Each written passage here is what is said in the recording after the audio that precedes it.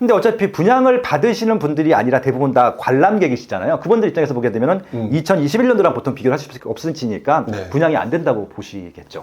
예, 그런 좀 입장의 차이가 있을 겁니다. 사업주 입장에서 보면 분양은 잘 된 편이고요. 그럼 또 욕을 할 거예요, 아마. 왜 그런 줄 말씀드릴게요. 그러니까 이게 안녕하세요, 보령입니다. 자, 오늘 이 시간에는 부지런TV의 귀한 분을 좀 모셨습니다. 파시오님을 모셨는데요. 먼저 간단하게 자기소개 좀 부탁드리겠습니다. 이슈가 된 하나의 또 설문조사이기도 했었는데 영끌 5족의 맏형을 맡고 있습니다. 예, 스마트튜브 김학현 소장입니다. 반갑습니다. 네, 반갑습니다.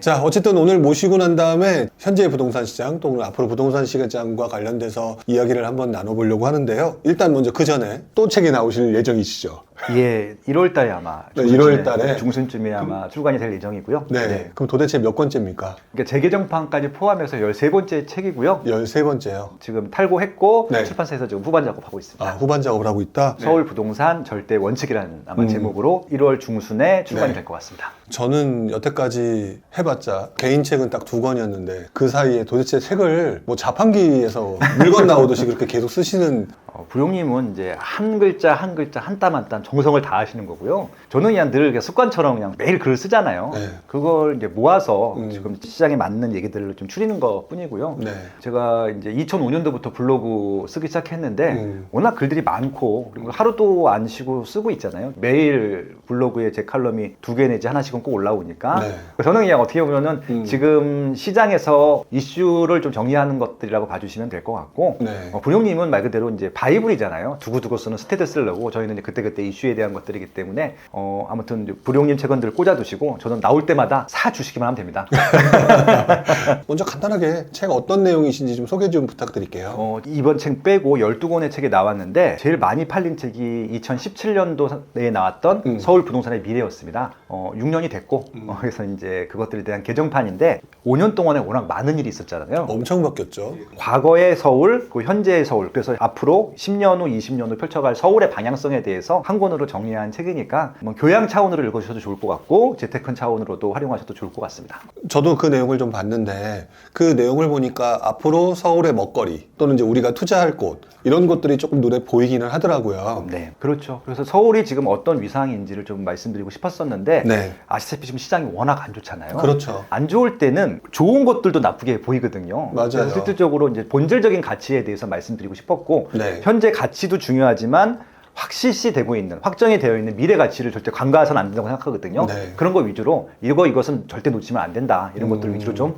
방향성을 갖고 그렇게 좀 접근하자, 의사결정을 하자. 그렇게 좀 제안을 드린 책입니다. 지금 말씀하신 것들 때문에 갑자기 또 생각이 났는데 지금 서울의 미래잖아요. 쉽게 말하면. 그렇죠. 그리고 요즘 시장 분위기는 안 좋다. 근데 바로 직전에 둔촌주공 청약 결과가 나왔어요. 네네. 이 내용을 가지고 되게 많은 분들이 설왕설래를 하시는 듯한 느낌을 좀 많이 받거든요. 신문 기사나 이런 걸 보게 되면 좀 저조했다 이런 식의 표현이 좀 많이 있던데 네. 이 부분에 대해서는 어떻게 생각을 하세요?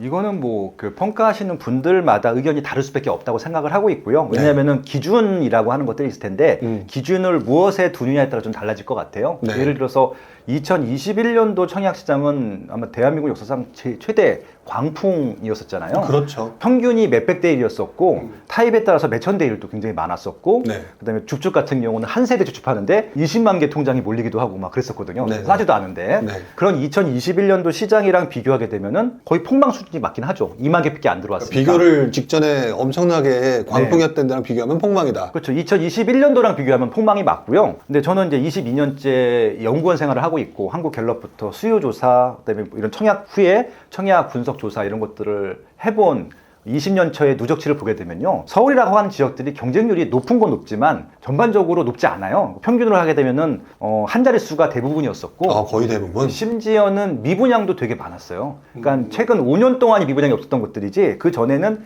미분양이 많아가지고 제가 미분양 없애는 조사들을 또 되게 많이 해드렸었거든요. 일본 시공사들 대상으로. 네네. 그러니까 이제 저는 이제 연구원 입장이고 이 사후 처리하는 그런 기준의 연구원 입장에서 말씀을 드리면은 분양은 잘 된 편이고요. 그럼 또 욕을 할 거예요 아마.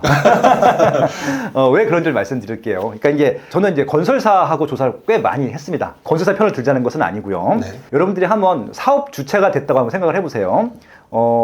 분양을 했는데 완판이 됐어요. 경쟁률이 몇천 대 1이야. 그리고 계약도 하루 만에 끝났어요. 그러면 분양을 잘한 거예요? 다 못한 겁니까? 글쎄요. 잘한 거는 잘한 거지만 네. 뭐 좀 애매하긴 하네요. 평가하는 사람 입장에서는 잘 됐다라고 평가할 수 있는데 네. 만약에 제가 사업주인데 그렇게 분양을 했고 그런 분양가 책정한 팀장은 바로 자를 겁니다. 더 비싸게 받을 수 있었던 더 거잖아요. 비싸게 할 수 있었으니까. 그러니까 건설사의 목적은 뭐냐면은 이것이 손해 보지 않을 정도로 최대한 비싸게 분양할 수 있는 타이밍과 가격대와 마케팅 전략이 무엇인가 이런 것들이거든요. 네. 근데 제가 좀 아쉬웠던 것 중에 하나가 바로 그 포인트인데 네. 이번에 조합과 건설사들이 마케팅 비용을 거의 안 쓴 것 같아요.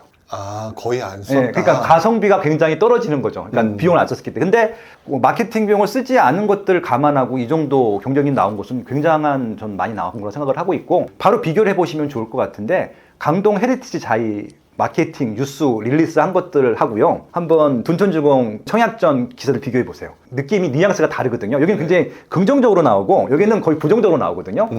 왜 그럴까요? 왜 그런 거예요? 마케팅을 안 한 거죠. 이쪽은 마케팅을 한 거고 네네. 그런 차이거든요. 아마 강동 헤리티자이는 분양이 잘 될 거예요. 분양가도 싸기도 하고 마케팅이 잘 됐기 때문에 그런 부분들인 것들이거든요. 그래서 분양을 하는 사업주 주체 입장에서 보게 되면은 당장은 미분양이 난다 하더라도 네. 이제 계약을 준공 전까지만 끝내게 되면 그냥 완성되는 것들이거든요. 그게 아마 최대로 분양가를 많이 받을 수 있는 가장 좋은 사업성이라고 판단하시면 될 것 같아서 사업주 입장에서 보는 분양이 정말 잘 된 거예요. 정말 잘 된 거다. 네, 이건 이제 사업주 입장인 거고. 근데 어차피 분양을 받으시는 분들이 아니라 대부분 다 관람객이시잖아요. 그분들 입장에서 보게 되면은 2021년도랑 보통 비교를 하실 수밖에 없으니까 네. 분양이 안 된다고 보시겠죠. 네, 그런 좀 입장의 차이가 있을 겁니다. 저 같은 경우도 제가 제 유튜브에서 라이브 할 때 이거는 저는 선방한 거다 이렇게 표현을 했던 기억이 나는데 그 이유가 정확하게 연도는 기억 안 나는데 반포의 레미안 퍼스티지, 레미안 퍼스티지 반포자이. 자이하고 그 당시 그가 이제 금융위기 직후였었잖아요. 그때 걔네들이 1대1도 안 됐던 걸로 제가 기억을 하거든요. 미분양이 났고요. 네. 왜 그러냐면은 이제 반포 레미안 퍼스티지 분양 직전에 잠원동에 그것도 레미안이었습니다. 분양을 했어요. 네. 근데 그때 분양가가 2천 중반대였어요. 근데 여기 레미안 퍼스티지는 3,300에 분양했거든요. 네. 당연히 여기 2,800에 분양한 것도 분양이 안 됐거든요. 여기도 미계약분이 좀 나왔었거든요. 근데 여기는 물론 단지도 좋고 상품도 좋기 때문에 비싸게 받았을 거라고 생각을 하지만 3,300은 당시에 강남에서도 3,300만 원 분양가는 없었거든요. 굉장히 비싸게 분양한 거라 미분양이 날 수밖에 없었어요. 이게 금융위기랑 상관없이 네. 반포동에서는 거의 최고가였으니까. 최고가하고 그 전에 분양했던 거보다 한 1,000만 원 이상 비싸게 분양했기 때문에 싼 것도 미분양이었던 상황에서 네. 지금 와서 보면은 그때 받았어야 되는데 이렇게 얘기를 하지만 그러면 둔촌주공 같은 경우는 분양가 상한제에 적용됐던 아파트니까 오히려 지금 현재 경쟁률 정도면 나름대로는 그 받으신 분들도 괜찮은 거고 네. 이렇게 봐야 되겠네요 진짜로. 아마 이제 분양을 받으시는 분들을 또 이렇게 놀리시는 분들이 있으세요. 뭐 타입도 별로 안 좋고 그것도 창뷰 있잖아요. 창뷰에다가 주방 어쩌고 저쩌고 뭐 저층에다가 이렇게 놀리시는 분들이 있으셨을 텐데 그거 다 알고 분양 받으신 거잖아요. 네. 그러니까 모르시는 것도 아니고 왜냐면 네. 타입이 다 정해져 있었으니까. 그래서 이게 관전하시는 분들이 자꾸 비아냥거리시는 분들이 많을 텐데 분양을 받으신 분들은 아마 대부분 다 계약을 하실 거고요. 안 하시는 분들 같은 경우는 아마 또 줍줍이 나오겠지만 그것들은 중공전이 다 끝날 예정이니까 그건 뭐 개인적인 사정입니다. 근데 대부분은 아마 계약을 하실 거거든요. 네. 그럼 그분들한테도 되게 좋은 일이죠. 결과론적으로 둔촌주공에 대해서는 입지도 좋고 가격도 싸고 저도 괜찮다라고 표현하는데 그럼 우리 빠슈님도 비슷한 의견이시겠네요. 솔직히 가격이 싸진 않아요. 그러니까 지금 말씀드린 게 가격이 쌌으면은 완전히 완판이 됐을 거고 한 20만 개 들어왔을 거예요. 왜냐면 서울에서 보통 청약 경쟁률 높은 것들 보면 10만에서 20만 사이가 들어오거든요. 근데 이거는 뭐 일단 몇만 밖에 안 들어왔기 때문에 경쟁률이 높지 않은 것들 보면은 가격에 대한 저항감은 있거든요. 대부분 다 가격 때문에 경쟁률이 이게 어떻게 보면은 정해지거든요. 그렇죠. 예, 그래서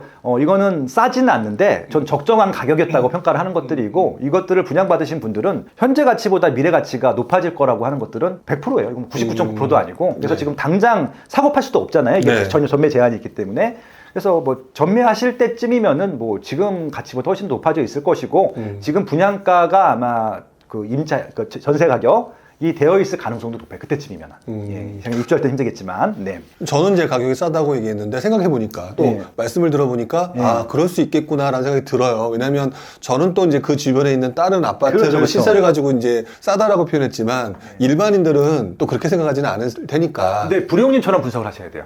왜냐면 투자하시는 분들이나 지금 시장 분석하시는 분들 같은 경우는 주변 입지랑 비교해서 보시는 게 맞을 것 같고 네. 저는 이제 리서처잖아요. 네. 그러니까 저는 제 개인적인 의견을 말씀드리는 것들이 아니라 소비자들이 평가하는 그대로 저는 말씀을 드리거든요. 그러니까 소비자들은 지금 솔직히 살짝 부담스러운 가격이라고 평가를 한 건데 근데 그 부담스러운 가격임에도 불구하고 분양을 받은 사람들은 2만 명이 넘게 있었다. 이게 결론입니다. 그렇죠. 해석의 네. 문제이긴 네. 하겠지만 어느 해석이 좀 더 객관적이냐 네. 이런 부분들을 좀 여러분들이 좀 생각해 주실 필요는 있겠다 이런 생각이 좀 들고요. 뭐 어쨌든 뭐 돈추궁도 일반적인 사람들 일반인들한테는 별로 좋지 않은 그만큼 시장이 안 좋다는 얘기인데 최근 들어서 정부가 규제 완화가 되게 속도가 되게 빨라진 것 같아요.